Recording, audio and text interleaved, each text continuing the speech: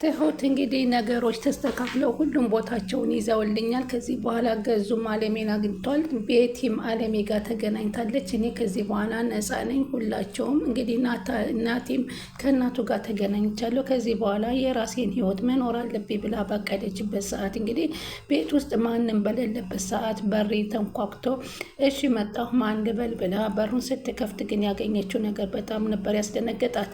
ያልጠበቀችው ነገር መከራዋ ሲያልፍ መከራ የሚከተላት መሆኗን ያየችበት።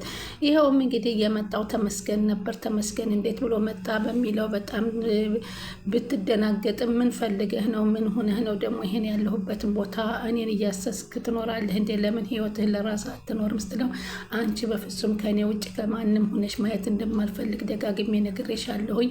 በፍጹም አንቺ እና እኔ ልጃችንን አንድ ላይ ሆነን ማሳደግ አለብን በሚል ሲጠይቃት እባክህ ይህን አታድርግ፣ እኔ በቃኝ፣ ልጅህንም የምትለውን ነገር አላቅም፣ ልጅ እንዳለህም አላቅም በማለት ስትለው እኔ ነግሬሻለሁ የተከታተልኩሽ እንደሆነ የትም ብትገቢ ከእኔ አታመልጭም በማለት ሲላት ለአባባ ደውላ እንግዲህ ቤቱ ድረስ ሰተት ብሎ እንደመጣ ተነግረዋለኝ።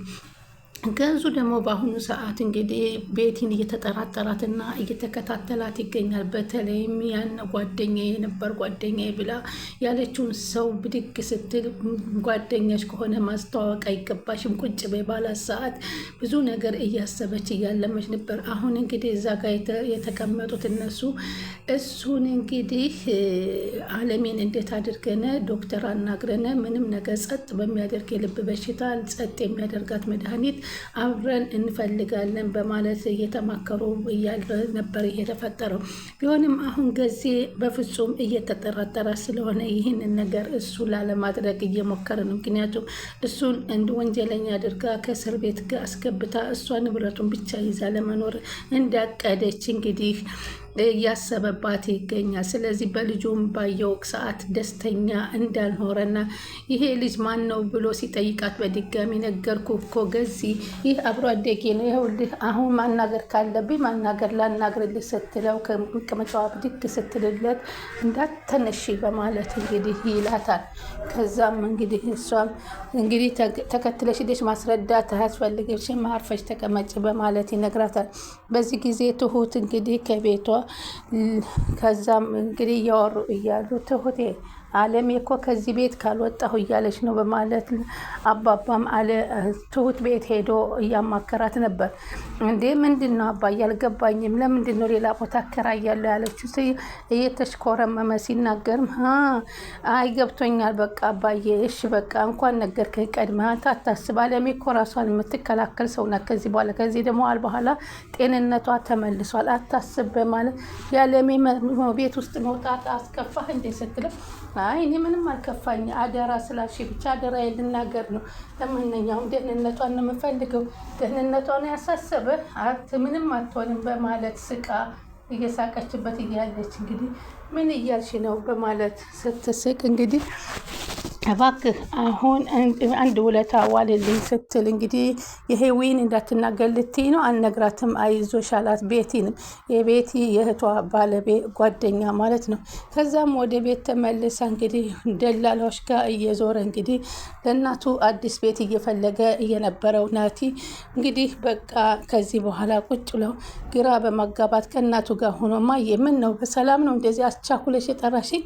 አይ ቤት ፈልግ ብዬ ነበር እና ደላላት ናገር ብዬ ልኬ ስለነበረ እንዴት አደረክ ብዬ ለነግርህ ነው ስትለው እና ምን ወሰንሽ ቀረ እንዴ ሀሳቡን ተውሽው እንዴ ሲላት አዎ ትቼዋለሁኝ ቲጄ እዚህ መቀመጥ ሳይኖርብኝ አይቀርም ብላ ስትለው እንዴ ማየ አንቺ እኮ ነሽ በፍላጎትሽ ልውጣ ብለሽ የነበረው ምን ተፈጠረ ግን? ቤት መፈለጉን አቆም ብዬ ልነግርህ ብዬ ነው ትንሽ ጊዜ እዚህ ብንቆይ ብዬ አስቤያለሁ አለችው።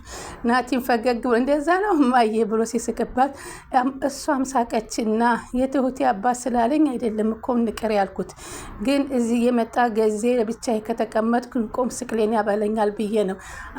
አንቺ እኮ ስታወሪ አንድ ተረት ትዝ ብሎኝ ነው አልበላሽም? ምን አመጣው ብላለች ጦጢት አላት። አትሂጂ ስላለኝ አይደለም የሚለው ምን አመጣው ልልሽ ፈልጌ ነው ሲላት፣ እና እማዬ ቤቱን ስም ስለወደድሽው እዚህም ብትቆይ ለአንቺም ለጤንነትሽ በጣም መልካም ነው አላት።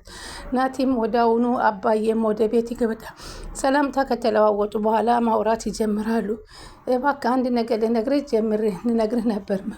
መጀመሪያም አንተን እያስቸገርኩ ይመለከተኝ ነበር። ናታዬ ቤት ፈልግልኝ እያልኩ ነበር እና አሁን እንዴት ሆነ? አገኛችሁ ቤቱን አለው። አይ አላገኘንም፣ በቃ እኔም ተውኩት። እንዴ ተውሹ እንዴ አለ። አዎ እኔም ተውኩት፣ እዚህ መቆየት ይገባኛል። አለሜ እውነትሽን ነው በማለት ሳስበው እዚህ ያለበት ጥበቃ ጥሩ ነው። እዛ ብቻዬን አንድ ነገር ቢያረገኝ እንኳ ገዛኸኝ ቢመጣ እንኳ የሚያስጠለኝ የለም ሲል ደስ አለ። ከዛም እሱም እንግዲህ ወደ ቤት ሂዶ ቤቲን ቀጥሮ እንደነበርና ቤቲን እኔ ባየሽኝ ነገር በደረሰብሽ ነገር ልቤ ተነክተዋል። ትክክል ነሽ። ፍትህ ማግኘት አለብሽ። ግን ፍትህ የማታገኘው አንቺ የማታውቀውን እናቴ በማሰቃየት እና በመክሰስ አይደለም። ጉዳዩ የሱ አይደለም አለችው። ከዛ ምግቡን አቆመችና እባክህ ፍትህ ያጓደለችብኝ እናት ሴትነቷን ረሳ። ሴት የበደለ ሰው ሴት እነዛ ሰዎች ሁሉ የሰፈር ሰው ሲጠቋቆምብን እንዴት ብለምንተው የዚያቺ የተደፈረችዋ ልጅ እያሉ መጠቋቆሚያ ሲሆን አንገታችንን ደፍተን የኖር ነው እኛ ነን። ስለዚህ ቤቲ እመኒኝ እናቴ ይህንን ነገር በፍጹም አታውቅም። ከፈለግሽ ፊት ለፊት ልጠይቂያት ትችያለሽ በማለት ይነግራት። ሰማኛለህ? እኔ የምጠይቃት በቆሟ አይደለም ከሞተች በኋላ ሬሳዋን አጋድሜ ነው ስትለው በጣም ደነገጠ። ቢሞክርም በፍጹም አታዋሪኝ አላት። እንግዲህ አሁን እህታችን ናና ትሁትና እሱም እንግዲህ ተኮራርፎ የነበረ እንግዲህ ፍቅር በፍቅር ሆነዋል ማለት ነው። አሁን አባባ ሌላ ነገር እያሰቡ ነው። ይህ ነገር እንግዲህ እናንተ ስታስቡት ከትሁት ቀጥታ ሂዶ በር ላይ አንኳኩቶ የደረሰባት ሰው እንግዲህ እኛ እሱ ነው ብለናል። እናንተስ ማን ይመስላችኋል? ሀሳብ አስተያየታችሁን ጻፉልን ማለት ነው። እንግዲህ ሁለተኛ ሌላ ታሪክ አምጥታ እንግዲህ ደግሞ አሁን ከናታል ጋር ልትጋባና ሰርግ ልታደርግ ቤተሰቡ በፈለጉትና በወደዱበት ሰዓት አባባም ከእሷ ጋር ከአለሜ ጋር ህይወታቸውን ሊመሩ ባቀዱበት ሰዓት እንግዲህ ሳይታሰብ እንግዲህ እሱም አጅሬ ቀጥ ብሎ መጥቶባታል። ከዚህ በኋላ ያለው ደግሞ የትሁት ፈተና ምን ይገጥማት ይሆን የሚለው በጣም ያሳዝናል። ከፈተና አልፋ ወደ ፈተና የሰውን ህይወት ስታቃና የራሷን ህይወት ሳትኖር የምትኖር ማለት እንደ ትሁት ነው። ምንጊዜም በማያገባሽ ነገር አትግቢ ቢላትም በማያገባኝ ነገር ሳይሆን ለእውነተኝነትና ለሀቅ እኖራለሁ በማለት ሁሉንም ቦታቸውን እያስያዘችና ሀቅ እየመሰከረች እዚህ ደርሳ እንግዲህ አባባንም ነፃ አውጥታ አሁንም አለሚንን ነፃ አውጥታ ከናቲ ጋር አገናኝ ባለችበት ሰዓት አሁን ከዚህ በኋላ ህይወቴ ተስተካክሏል፣ ጥሩ ህይወት ልመርጥ ነው ባለችበት ሰዓት ደግሞ ሳታስበው ድንገት ከስራ ቦታ ድረስ መጥቷል። ይህ ነገር ደግሞ ለአቶ ገዛኸኝ በጣም አሪፍ መንገድ ይሆንላቸዋል። እስካሁን በልጇ ነበር ሲያስፈራሯት የነበረው። አሁን ደግሞ ለካ እንደዚህ አይነት ታሪክ አለሽ በማለት እንግዲህ አቶ ገዛኸኝ ከሱ ጋር ይሻረኩባታል ማለት ነው። እንዲሁም ናቲም ይህን ታሪክሽን ለምን አላወራሽኝም እስካሁን አልነገርሽኝም በማለት ናቲም ሲጠይቃት እባክህ ይሄ ተደፍሬ የተሰራ ስራ ስለሆነ ጭራሽ ላስታውሰውና ልናገረው የማልፈልገው የህይወት ታሪክ ስለሆነ ይሄንን ስላልነገርሽ ብለህ ልትቀየ ምብኝ አይገባም በማለት እንግዲህ ለናቲም ስትነግረው እኔ ግን ይሄን አልጠበኩም፣ ለካ ለዛ ነው ቤቲ እህቷ ተደፈረች ልትደፈር እንደዚህ ሆና ሲባል እንደዛ ያንቀጠቀጠች ለካ አንቺ በራስሽ ላይ ስላሳለፍሽ ነው ሲላት፣ አዎ ግን እኔ ደግሜ ማንሳትና ማውራት ስለማልፈልግ እንደዛ ብያለሁ። አሁን እሱም ቢሆን እኔ በፍጹም ለእኔ ባህሌ ሊሆን አይችልም። ያን ያደረገብኝን እንኳ በልጅነት ፈጽሞ ልረሳው አልችልም። ስለዚህ ፈጽሞ እኔ ለእሱም ባል መሆን አልችልም። ስለዚህ ይህንን እመነኝ። አሁን ከዚህ በኋላ ያለው ያንተ ታሪካችን ያንተና እኔ ብቻ እንዲሆን ከተስማማህ ልንቀጥል እንችላለን በማለት ትነግረዋለች። እንግዲህ ቻናሉን ሰብስክራይብ እያደረጋችሁ ይጠብቁን። የዛሬውን በዚህ ተሰናብተናል። በያላችሁበት ሰላምታችሁ ብዝዝት ይበልልን እንግዲህ